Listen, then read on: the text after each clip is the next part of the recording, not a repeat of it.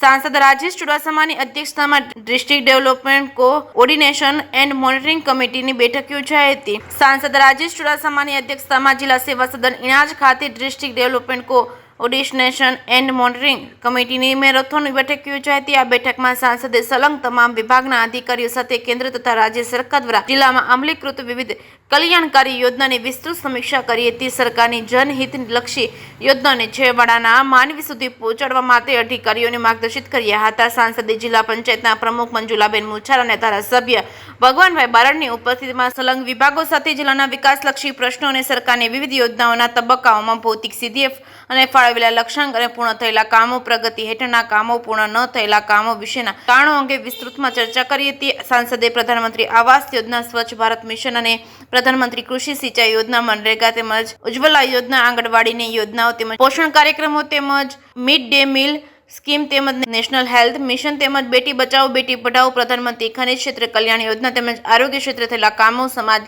કલ્યાણ વિભાગની યોજનાઓ, વીજળી, વાસ્મો સહિત ખેતીવાડી, આંગણવાડી, રેલવે, આરોગ્ય, શિક્ષણ, રમત વિભાગના વિવિધ મુદ્દાઓ પર વિસ્તૃત ચર્ચા કરી હતી।